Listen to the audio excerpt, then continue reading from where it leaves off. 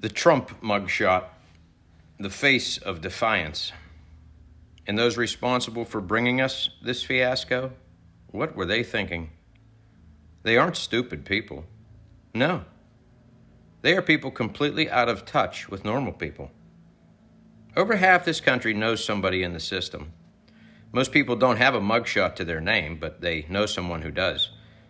Ask Americans if they trust the government. It doesn't matter the political persuasion. The answer is almost invariably no. Why? Because everybody who has ever held a job knows the federal power to take what is yours. Because anybody with eyes has seen the way the feds have abused their power over the years. So what does the government do? They take a former president, a man beloved by half the country, and arrest him, confirming the validity of every bit of mistrust we already had. Confiscating our earnings and using those earnings to jail political enemies is simply unacceptable in the eyes of rational people. It is the average American who defends this country, keeps the economy moving and the lights on, and ensures the highest standard of living mankind has ever experienced. It is you and I who do this, not some unelected or even elected self-important troublemaker working for us. This could be perhaps the biggest political miscalculation of the modern era. A galvanizing moment for the have-nots. An actual picture of a hero defining defiance in their name. When you run with the country club set, have made your way through the university system, and reside with elitist slobs in ivory towers, you become disconnected. You become completely disconnected. Disconnected from the realities, the struggles, and the mindset of the majority of the electorate. You become immune to the irony which can be found in your own words. You become removed from reality and tradition. You become a power-wielding vessel of destruction, rigid in ideology and hell-bent for self-importance.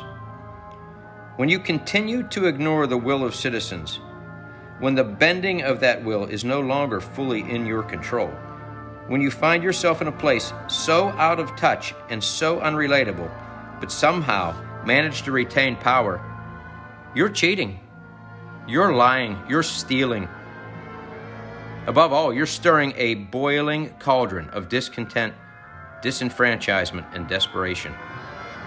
As Ayn Rand once wrote, when you see that trading is done not by consent, but by compulsion, when you see that in order to produce, you need to obtain permission from men who produce nothing, when you see that money is flowing to those who deal not in goods, but in favors, when you see that men get richer by graft and by pull than by work, and your laws don't protect you against them, but protect them against you, when you see corruption being rewarded and honesty becoming a self-sacrifice, you may know your society is doomed.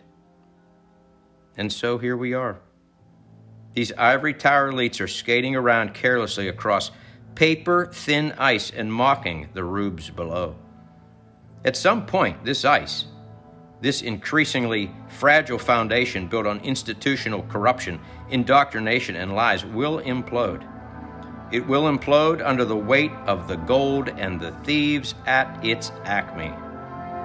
Trust the experts. Exalt the intellectuals. They know better than you. Ignore the Bible while playing God.